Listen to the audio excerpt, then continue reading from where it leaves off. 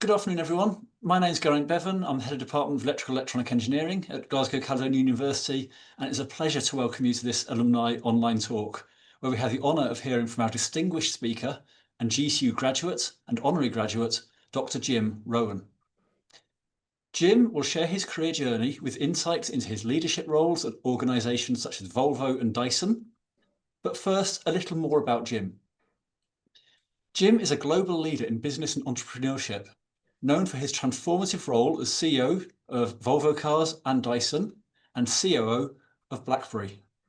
At Volvo, Jim's visionary leadership led to record-breaking revenue and profits, while pioneering advancements in electric mobility and core technologies. His tenure at Dyson from 2012 to 2020 was marked by consistent record results, rapid expansion of supply chain and digital commerce capabilities, and the launch of innovative products. Jim's journey began on the production floor as an engineering apprentice at Tate & Lyle in the early 1980s, where he honed his skills and passion for technology. Here he also began his educational journey, having been given the opportunity to come to what was then the Glasgow College of Technology, one day a week to study his HNC. Jim himself says academia sparked a curiosity in him and gave him real confidence to keep pushing himself.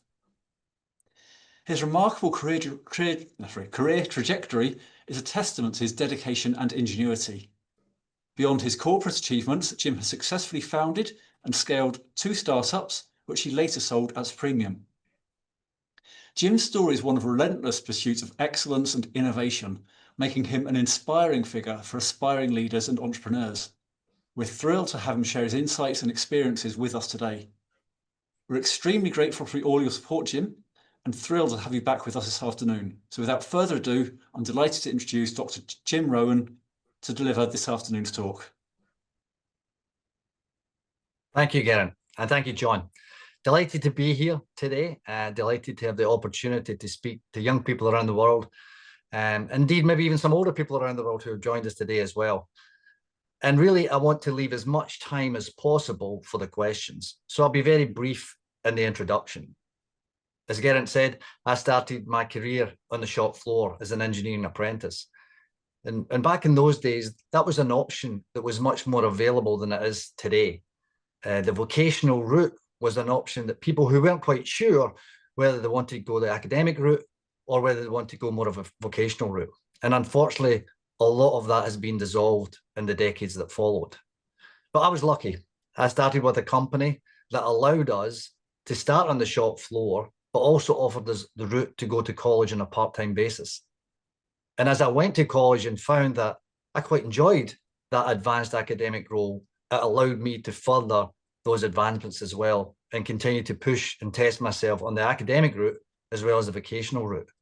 And that built confidence. And that is one of the great things about GCU, that we see it allows that access to academia and to future thinking.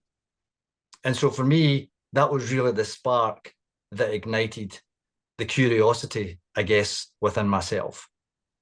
And as I moved through the engineering gears, so to speak, I built up that momentum. And of course, that confidence builds on itself. I've been fortunate enough to live in different parts of the world and work for some of the most innovative companies in the world, such as BlackBerry and Dyson, and of course, Volvo. I've also been very, very fortunate to work with some of the most constantly curious people who keep pushing and pushing the boundaries of knowledge. And that in itself, of course, becomes something that you learn from as you get close to those people.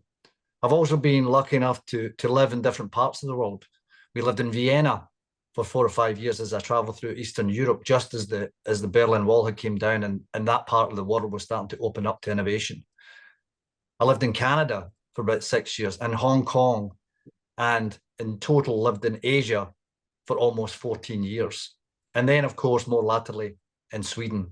And all of those different experiences and access to those different cultures and different people and different companies allowed me to grow and develop I guess, a mindset that allowed me to continue to push myself.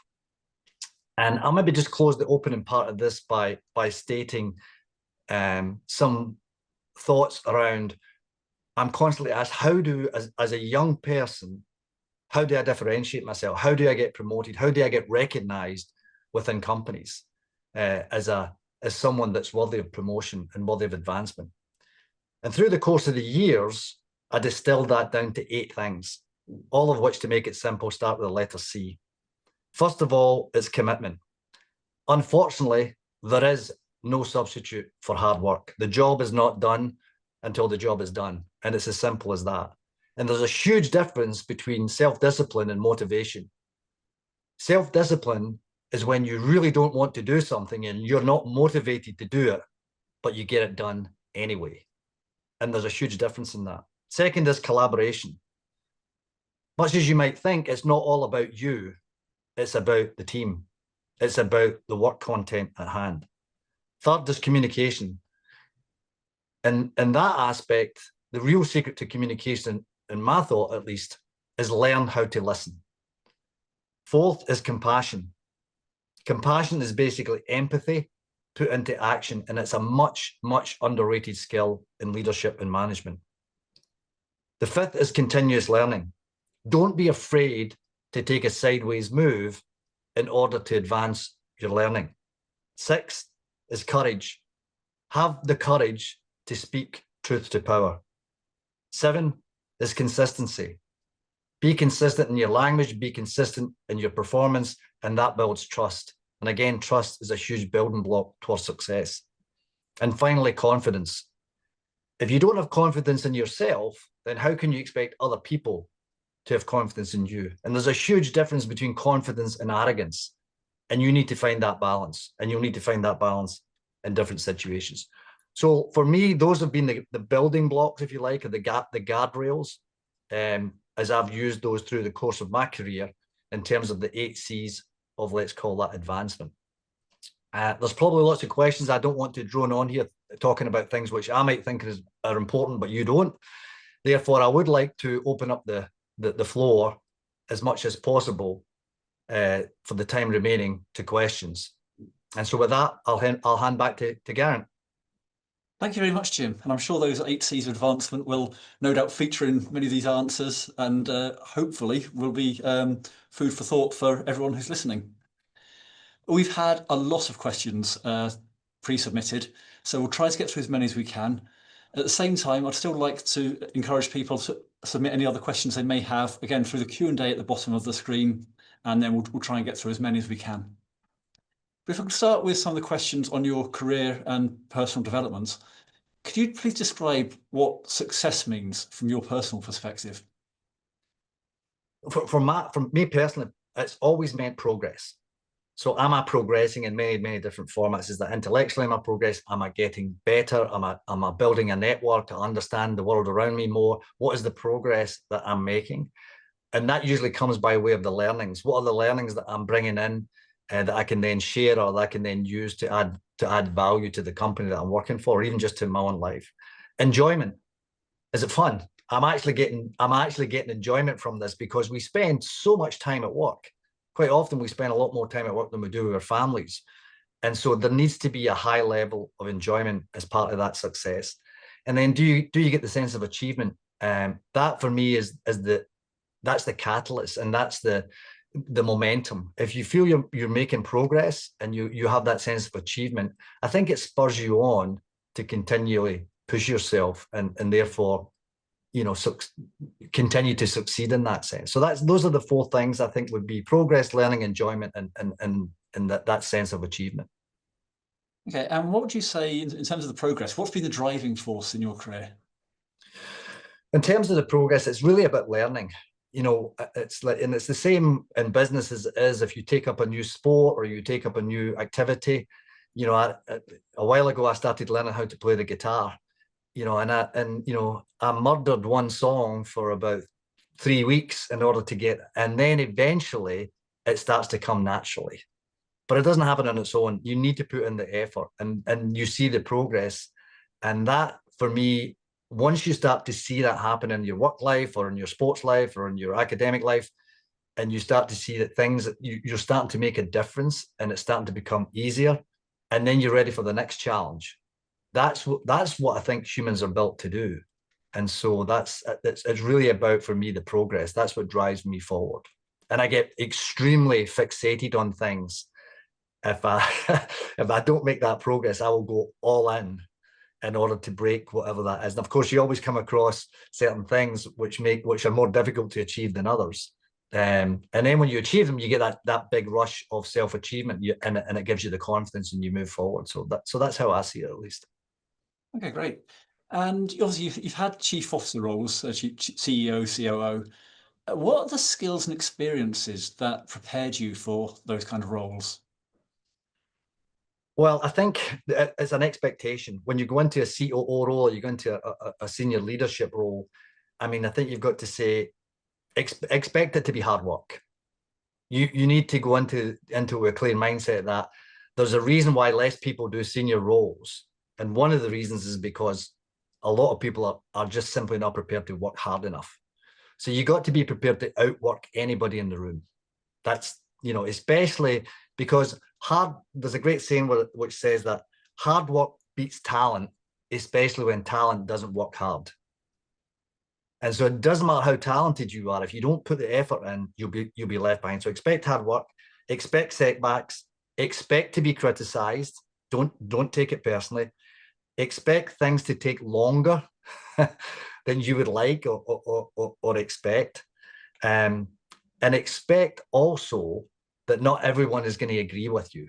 So you need to be able to make your own decisions and be comfortable with that. It's not a popularity contest, and you need to feel true to your own values, specifically around your own values, and never compromise that. So those are the things which I think the expectations of taking on a senior role sometimes are glorified. You get the corner office, you get a nice desk, you get paid a lot of money, you get to travel business class. Yep, a lot of that is true, but the expectations of what it requires to hold that position and to be successful in that position is basically down to expect it to be hard work, expect it to be setbacks, and basically expect the progress to be slower than you would like. So that I think was good grounding for me as I built my career. I went into it with low expectations in terms of the benefits.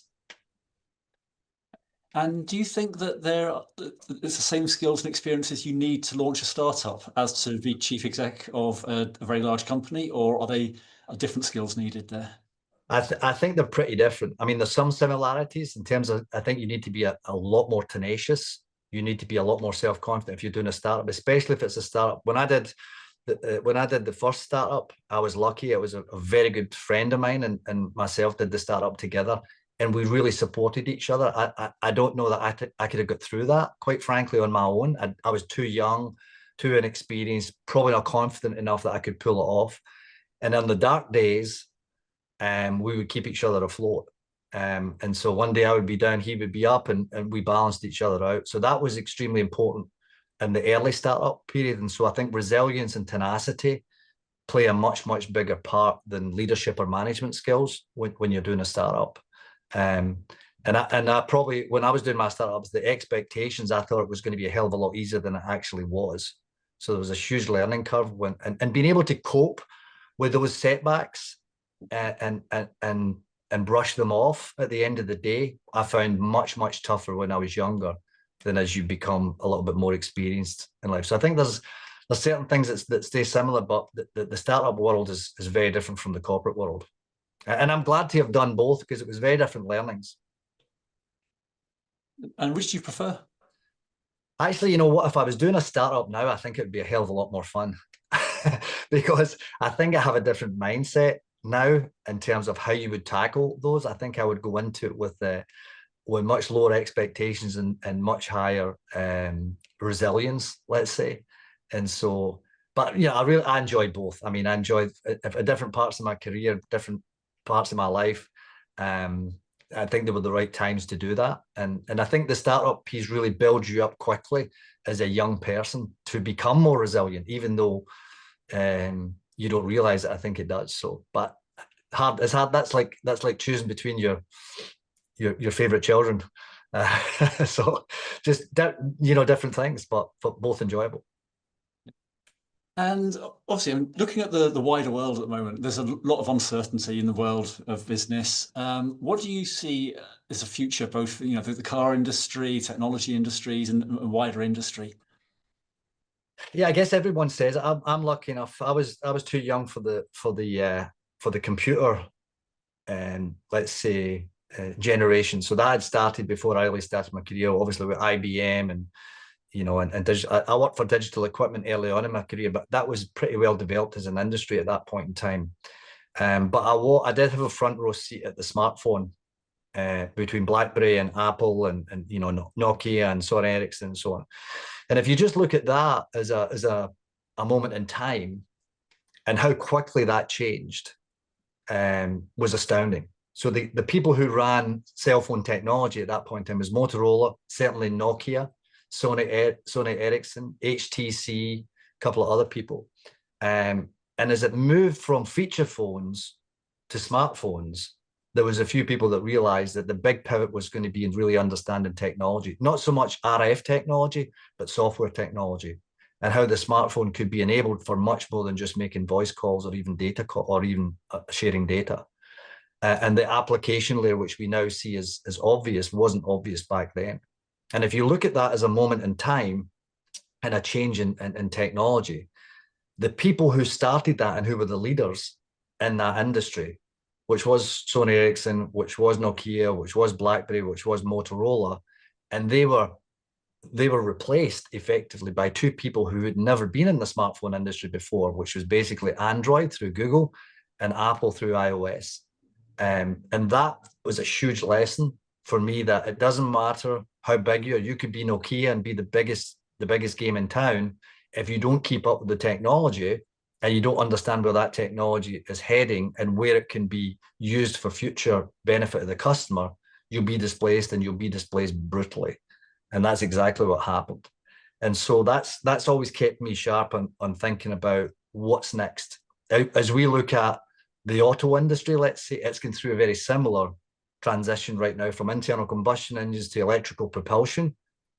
But it's not really about electrical propulsion. You need to make sure that you don't get fooled into thinking we're just changing the drive engine from gasoline to electric. The much more profound change is software, silicon, connectivity, and data. And by software, I mean full stack software that runs a complete vehicle. By silicon, I mean really understanding high computational silicon and how you utilize that high computational silicon that comes from the likes of NVIDIA. By connectivity, I mean low latency connectivity in the car, to the car, from the smartphone to the cloud, and everything that connects that.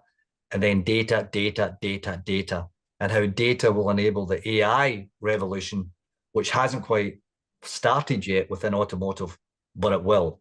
And that will be the next phase within that industry as it goes through gasoline to electrification to software, silicon, connectivity, and data to AI enabled. And it's just a fascinating industry to be involved in for that level. So massive amount of change, massive amount of opportunity, but obviously a high degree of risk if you don't keep abreast with the latest changes.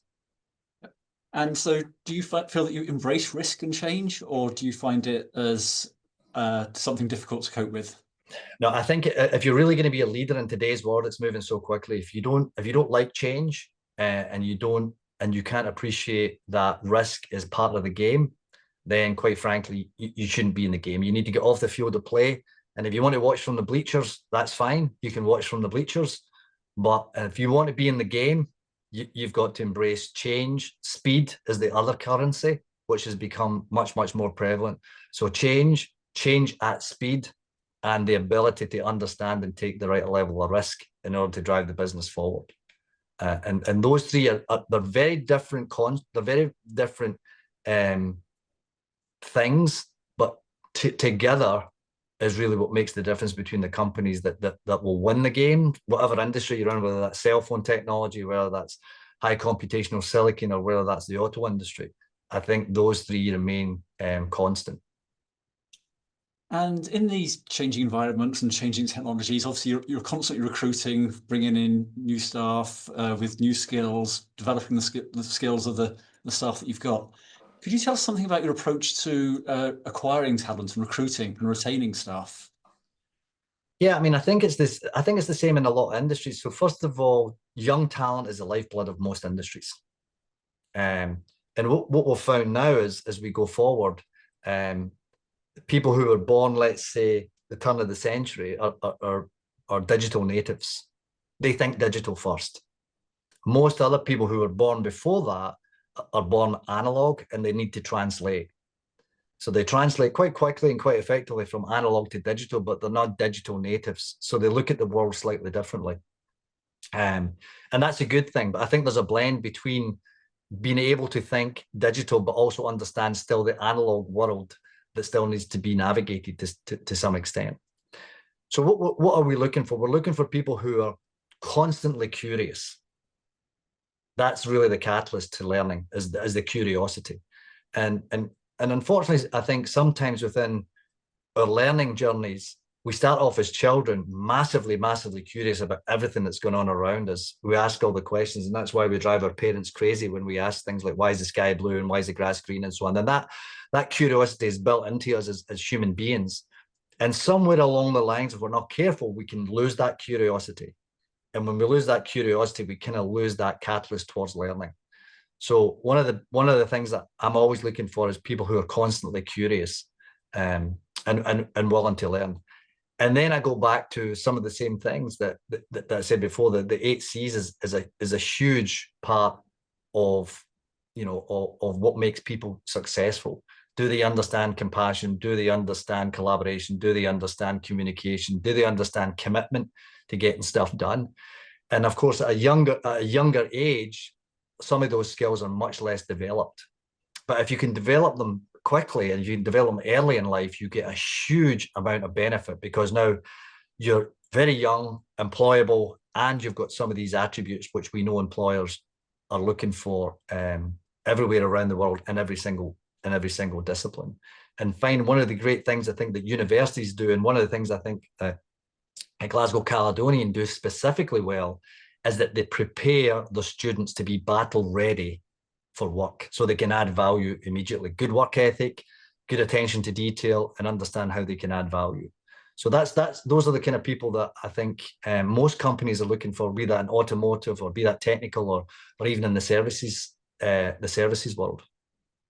And can you say anything about how you would assess that? So if somebody's looking for an internship or they're looking for postgraduate employment, how can they demonstrate to you that they've got those skills when all they've got at the moment is a chance to fill an application form or a CV? What can they do, or what can they show you that will make you think this is the person I want? Yeah, that is a super question. Because a lot of the time, the hiring or the hiring person or the hiring manager gets, I don't know, 1,000 CVs. So how do you differentiate when everybody's kind of doing the same courses or they've got roughly the same grades and so on? How do you differentiate yourself? And I think that's a really important part. If you're going to write into an organization and ask for an internship or a job even, then what makes you stand out? And you really need to think about that. And so often I see, especially younger people, writing generic letters and sending generic CVs to everybody because they're lazy and they don't want to tailor make it to that specific job or that specific company. They don't mention the company in the title. They don't mention the important parts of that company. They don't mention the technology that company is harnessing, or the customers or the region or the geography. Anything which is specific to that company and brings alive to the reader that says, wow, this person has done the research. They went a little bit further than 95% of people, and they've actually tailor-made the engagement, be that in a letter or a CV or even a phone call, to prove that that shows initiative, it shows progressiveness, it shows proactiveness. And unfortunately, that is not common. And so how do you differentiate that?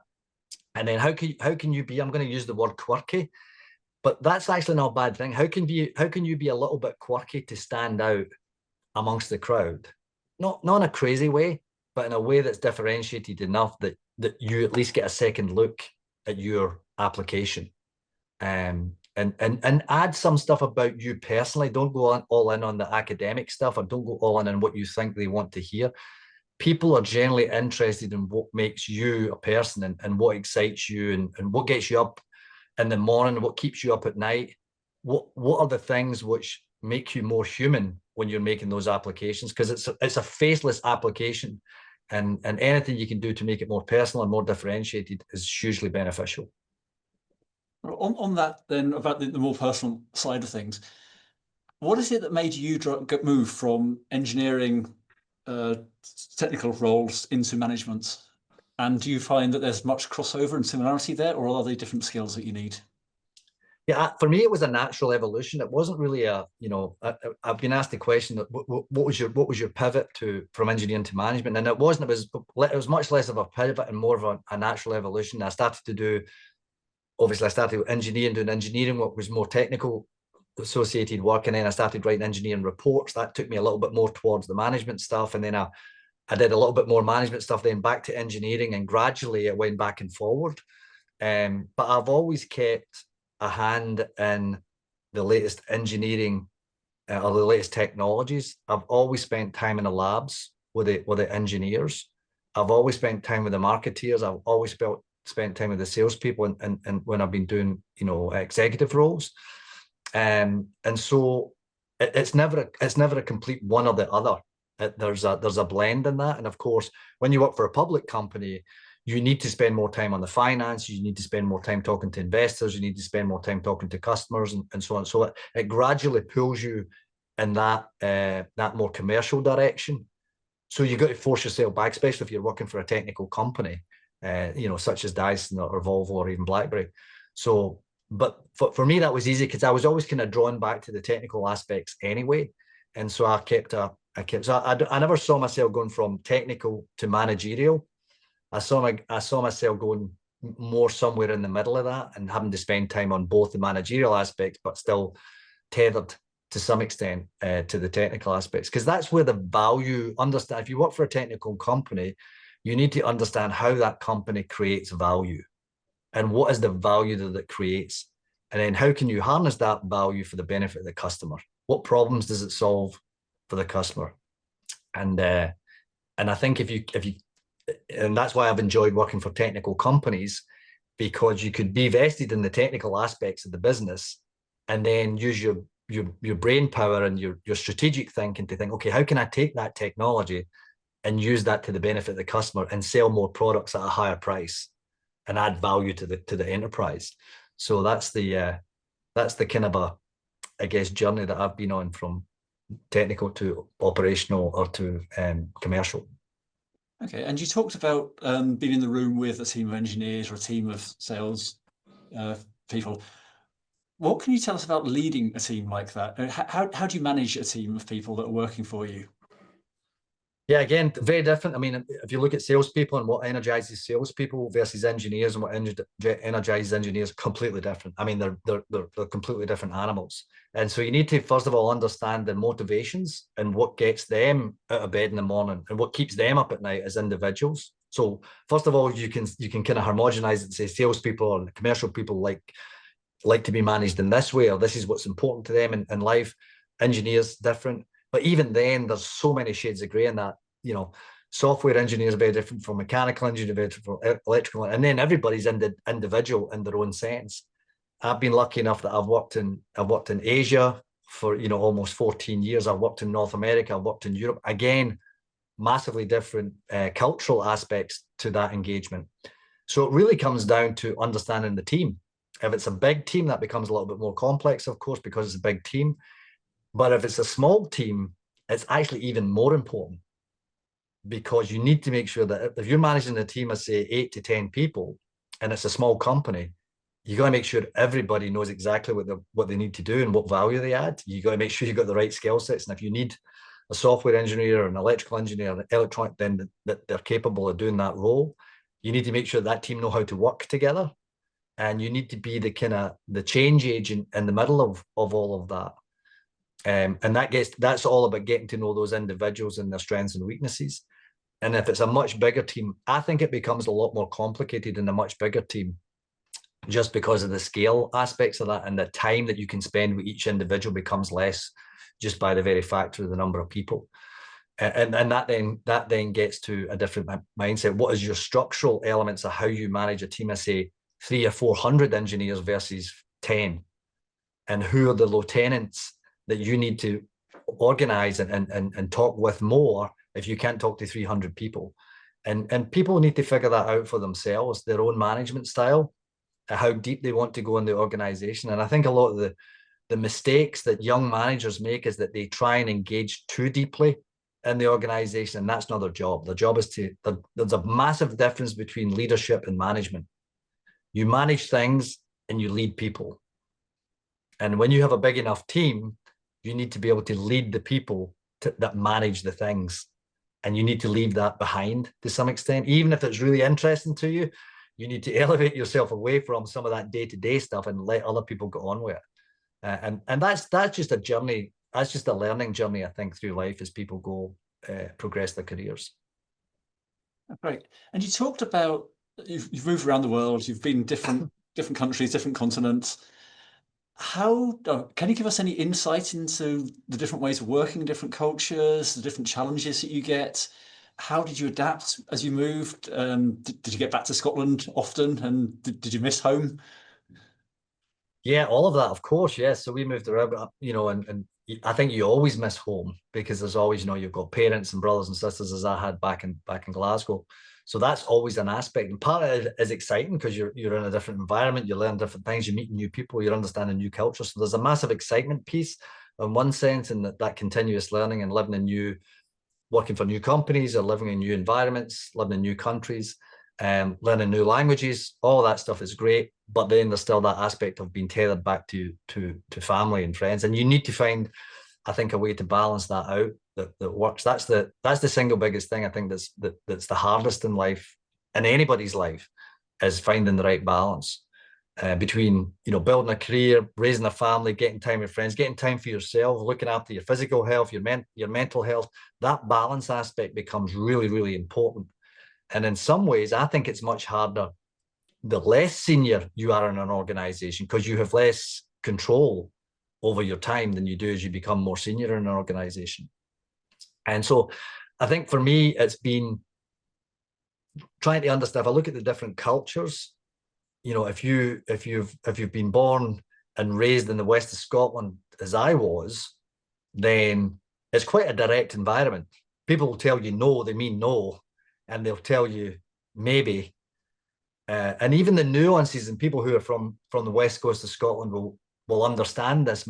The other people who are not from the west of Scotland, or even from Scotland, won't quite get it. But if you say to somebody from the west of Scotland, how's things? And you say, no bad, that's much better than quite good. It makes no sense grammatically, but you would know the nuance of that if you lived in that environment. And that's the same everywhere. So when you're told, if you're working in China, you're working in Southeast Asia, and you ask somebody a direct question, you might think you get a direct answer, but a lot of the times you don't. So you need to understand that culture. And when they say quite good, is that better than no bad? And there's very, very slight nuances where you really start to understand people. But it takes time. But it's part of the fascination of working in different cultures, being able to invest yourself in that kind of understanding of those people. So I think in order to manage people in different parts of the world, you need to invest the time in understanding their culture and why they feel less comfortable in some places in the world being direct and speaking truth to power. Because only then, and it's all built on trust, of course, if you can create a trusted environment where people can actually say what they think without fear of retribution, then you can make massive progress. Without doing that, it becomes much, much more difficult. So that would probably be the biggest findings, I think, in terms of the learning aspects of working in different parts of the world. Okay. And in terms of, I mean, you've created startups. What did you find the most challenging element of running a startup or creating a startup? And what advice would you give to anyone else who's looking to do likewise? Yeah, so startups, usually people tend to do it when they're younger. So you have, the first thing you've got to deal with is probably just the lack of experience and the lack of knowledge around what's around the corner and what you've really signed yourself up for. So that's the thing. And you can have a fantastic idea as a startup, but you got to be able to execute on that. And unfortunately, when you do a startup, you're everything in that startup. You need to understand the financial parts. Even if you're technical, you need to understand depending on what the business is, but you are everything. You are you're both the head chef and the bottle washer at the same time. And you need to be able to understand that from day one. My advice, where possible, and this is a personal advice, so because it worked for me, is that doing a startup on your own, I think, is a very lonely road. I was lucky in that I did a startup, my first startup at least, I did with a good friend. And as I said earlier, we really helped support each other. That was massively beneficial. Now, that could be a partner, that could be a life partner that's not even involved in the business, but somebody who believes in you and somebody that you can bounce, the trials and tribulations of startup life on an evening basis when things have not gone so well, or somebody you just want to bounce ideas off that really understands you as an individual, hopefully understands the business. But startups are hard. There's no easy way through that, and you got to remember that the statistics are stacked against you in terms of succeeding. So first of all, make sure you have enough funding. Whatever you think you're going to need in funding, you probably want to double or triple that, because it won't be enough. And secondarily, if you have a great idea, make sure there's an equally good road to execution. And I think those are the biggest failure points that people make. They get too enthusiastic with the idea, and they don't pay enough attention to the preparation work of what does it mean to execute this idea, and how much money and effort and time is it actually going to take, and what is going to be the burn rate. And if you think the burn rate is going to be whatever it is, $10,000 a month, it's going to be more and it's going to take longer. So do the math, do the prep work, and be a little bit less optimistic and a lot more pessimistic. And that's probably going to serve you well in startup land. Okay, and in terms of the execution, what are your thoughts on the idea of, done is better than perfect, or perfect means either good? Do you think is it an easy balance you can strike there? Again, it very much depends on the industry that you're in. I think in the software industry, because of the ease of changing code, especially now with over-the-air updates, then minimal viable product became, of course, the watchword, especially in Silicon Valley. So get it out there, get your name known, be selling product, or at least have product in the market. That's going to help you in your next level of funding and so on. And I think that works by and large still in the software world. In the hardware world, it becomes extremely expensive if you have a product that doesn't work and you have a high recall rate, especially if there's a safety element to that product. Then it becomes extremely damaging to the brand. And I think at that point, the brand is pretty much dead. So if you're in software, then the minimum viable product and don't let perfect get in the way of good enough, I think still stands. And to an element, don't let perfect get in the way of good enough is fine, even in hardware, provided that any of the flaws in the product are not fatal flaws, and that the product still works, maybe not as effectively, and that the product is safe. Then I think you can, and that is one of the things, especially with engineers, they do want to get products perfect, and you need to prize it from their hands at time to get it in the marketplace. That's a good thing, because you expect engineers to be like that. You want engineers to be perfectionists. But you also need a business sense to say this is good enough and it's better than anything else on the market. Let's get it into the market. Let's bring in some revenue and we'll get to Rev 2. And if you look at the Apple Mac, for example, the story, the Lisa was the pre-runner to the Apple Mac, and it wasn't a great product, but it was good enough for them to learn. And then the Mac became a great product. And there's so many stories, especially in the hardware world, where that has came true, and that constant evolution. But it's got to be good enough. I suppose looking at the engineering companies the large engineering companies you've been with, Volvo, obviously safety has been part of their marketing drive, and the big part of that being the culture. Dyson obviously selling quite different kind of products. Can you give us any insight into the different kind of cultures of those two companies?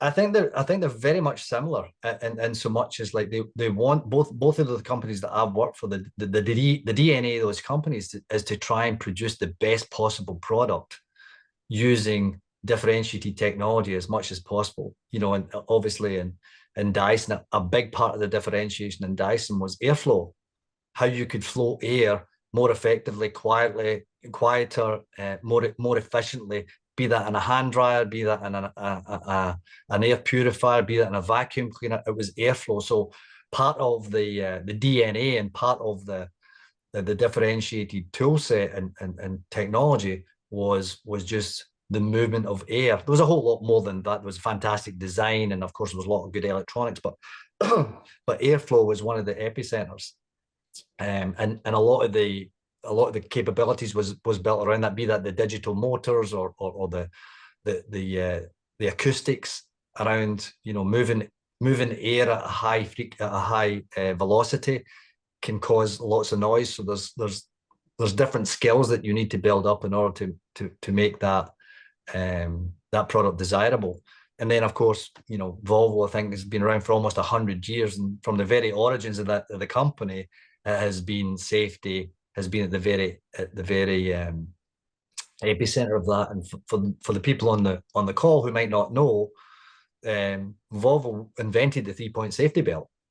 It used to just be a 2-point belt, and they invented the 3-point safety belt, and then realized, you know, that obviously stopped the head tilting forward and hitting the steering wheel. So it saved a huge amount of lives and injuries. So much so that Volvo, this was back in 1959, so much so that Volvo said, this is such an important invention that saves lives. We can't hold this as a patent. We need to open this patent up to everybody for free. And they gave that patent to the world for free. And I love that about companies who are so vested in technology that can add value to people's lives, be that saving their lives in Volvo's case, or whatever that may be. And I just think that the actual cultural aspects of working for companies like that with tremendous purpose at its very core is hugely inspiring for most people, but massively, massively inspiring for young people. And do you think that there's a way that engineers can enhance that change or embrace change in the new technologies within the company, or is it really led from the top down? No, I think it actually comes from the bottom up.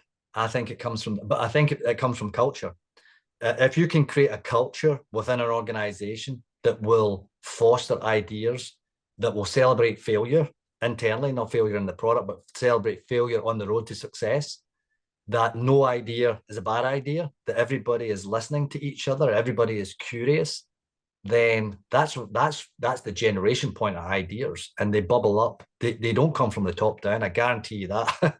They come from the bottom up every time. And when that's one of the most inspiring things that I've found when I've been in the labs, be that in BlackBerry or Dyson or Volvo, you go into the labs, that is the melting pot of creativity. There's people who are just vested in trying to make things better and improve them and use different technologies and different techniques. And some of them work, some of them don't work. But in every failure, there's a data point that leads to success. And it's, you know, for me, it's one of the most exciting places to be in any technology company, is to go into the labs with the engineers. But you need to have a culture where it can come out of the engineering labs and be endorsed and celebrated and says, okay, all right, well, this is okay. First of all, maybe this technology is great technology, but it's too expensive. That's okay. That's fine. That's great technology, but we can't sell it for $1,000. Now, the next question is, how do we take that great technology and make it for $100? That's another challenge. And engineers love those challenges. And that's where I think management and commerce can really add value to product companies, where they can say, I recognize the engineer, or I recognize the technology as being a differentiated technology that can add tremendous value to customers, but it's too expensive. So now the next question is, how can we make it much less expensive so we can reach a much bigger population? And if you just look at smartphone technology and you look at, you know, cellular technology and where that started, or even computer technology, and if you go all the way back to Moore's law, that's exactly what happened. I mean, in terms of, and Moore's law has been running now reasonably effectively under the same mathematic calculations for what, 30 years. And it continually reduces the price, because that's, in any product company, the magic happens when two things combine: more functionality for less cost. And when you can get more performance or more functionality for less cost, that's the pixie dust that differentiates you from the rest of the people in your industry. And that's the quest that everybody's looking for. How can I do this more effectively and more efficiently? Semiconductor technology is obviously a great example, and to some extent the poster child for how quickly, I mean, if you look at the amount of transistors you can now get on a pinhead, it's mind-boggling to even try and think about that. But it continually, what are we at now, 4 nanometer in terms of silicon technology? 10 years ago, that would have been impossible. There's no way that could have been done. And now we're going to come up on quantum computing, and that's going to have the same thing. That's exactly what's going to happen again. So that's where those ideas start in the labs, and then they bubble up and eventually make it to mainstream products. And do you think that generative AI may be part of this magic pixie dust, or what other technologies? You mentioned quantum computing. Are there other technologies that you think are going to drive the future? Yeah, so I think if we look at energy and energy management, it's going to be, an energy security is huge. So we've got to get back into nuclear, fission, fusion, small modular reactors. It's got to be, because quite simply, if we're trying to get to a fossil-free environment and more climate neutral energy, then there's not enough renewables, and there won't be. And the quest and the need for energy is going to be higher and higher. And so the technology around nuclear energy, I think, is going to be a massively important technology for the future. And in a strange way, I think that will be enabled by AI. The how you can design the new systems that are fail-safe, how you can design systems that are even more effective and efficient, how you can take all those billions of data points and condense that together. Because I think AI will help us in next generation silicon, which will help us in next generation energy management, power electronics. So AI, for me, will be the crust that sits on top of a lot of different technologies that becomes the great enabler. And how we use that data and high computational silicon in order to interrogate that data and then put that into use in 100 different industries. We'll see it in medical probably first. We're starting to see that in medical now as we look at AI being used as a screening for different types of cancers. It's going to be much more effective than humans. We'll see it in autonomous driving in the very near future. We're going to see it in space. We're going to see it in aerospace. We're going to see it in nanotechnology, and we're going to see it in energy management and power management. So yeah, and eventually quantum computing will be another enabler, not in of itself a technology, but an enabler of speed and being able to take the complexity of all of the data points and analyze that into something which is meaningful for new technologies to be brought to the world. Thanks for that. So just let's move slightly back to getting jobs, career options for graduates and students. You did mention that failure, or embracing failure internally, can be useful. If somebody's applying for jobs, they're getting rejected, not getting positive responses, is there any advice you could give them on how they can proceed from there? Yeah, I mean, there's 100 data points on how many times people have failed before they've succeeded, and very few people get it right first time. I mean, you hear the odd occasion, but most people, I've had to go through the trials and tribulations of failure, and it's just part of life. And it's one of these things that it's disheartening, it's discouraging, but setbacks are unavoidable. Giving up is unforgivable. And that's how I look at it. You don't have a choice. And if you're trying something and it's not working, you've got to pivot and you've got to change your approach in terms of, because if you're not getting results, there's a reason for that. It's not necessarily you as an individual that you don't have the right qualifications, but there's something that's not quite working. So you've got to go and interrogate that. You've got to be curious. You've got to figure out what you can do differently. You've got to try new things. You've got to experiment. But one thing you can't do is give up. And the other thing I think on this is, like, people underestimate the network. As a young person, building up a network is massively important. One, it gives you advice. Two, it gives you some mentorship. Three, it just gives you, somebody to bounce ideas off. But four, also widens your connection points with the world. And I think in the future, when we look at organizational structures right now, organizational structure, you have the CEO, and then you have the C-suite, and then you have and that goes in a downward pyramid. But it's not really the way organizations work. And it's the same in terms of society. I think organizations work much more like a neural network, where in an area network, the value of that network is dependent upon the number of nodes in that network and the number of connections to each of those nodes. So if you're somebody that doesn't have a lot of nodes in your network and you don't have a lot of interaction with those nodes, the ones that you have a pretty weak network. But if you have a bigger network with lots of nodes on it and a lot of those people, and you have a lot of connection with those nodes, the traffic in and out of that, if you just look at that as in your mind's eye, if you look at that as a neural network, it's infinitely more powerful than than you and your own, or even you with a small network. And I think that's what younger people don't realize, the power of building up a network. Pick up the phone call, get on those chats, understand people, be curious, get on websites, make the connections.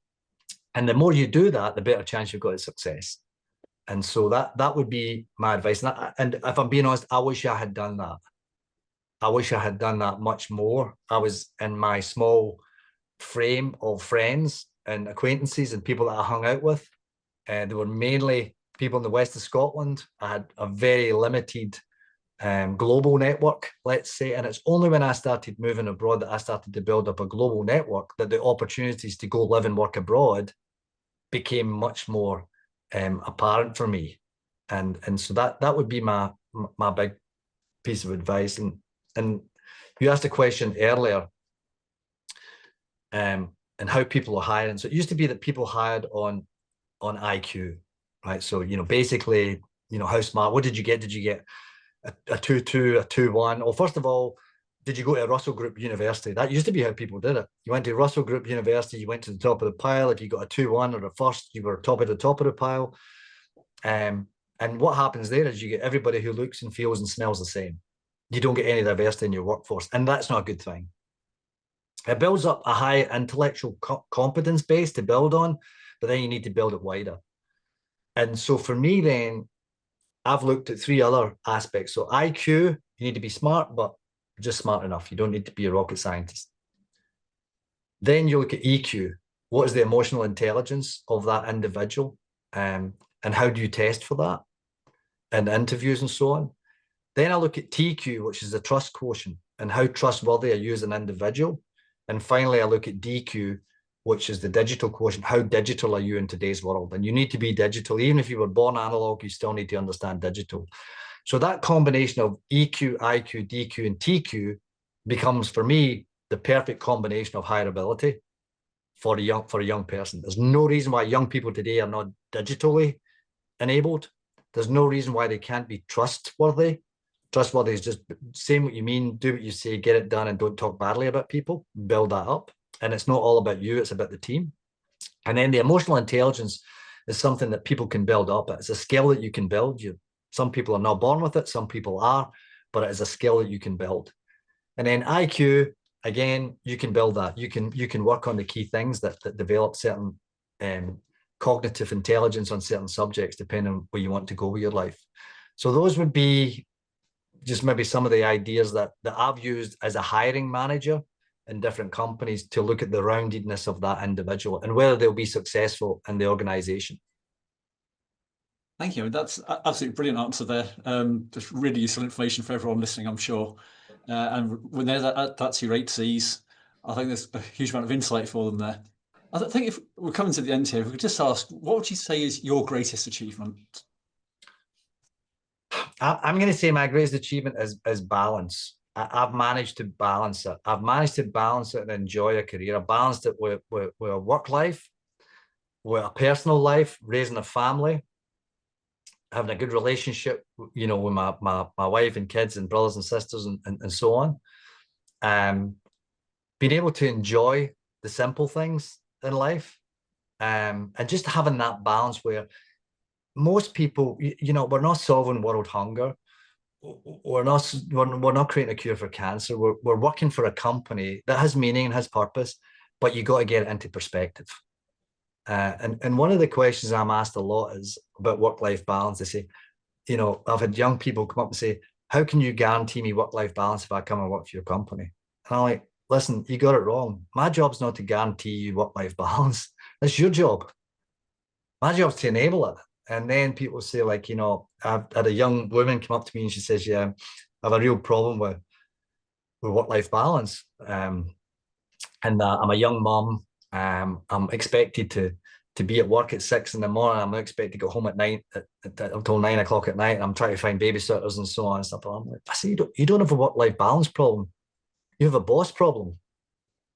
And if your boss expects you to work like that, and that's expected within that company, you have a company problem. Get yourself out of that company, because that's not how you want to build a life. And it's certainly not how you want to build a career. And you got to have that self-worth that you know that you as an individual need to have balance in your life in order to be effective at home and at work and for yourself, and keep and really look after your own physical and mental health.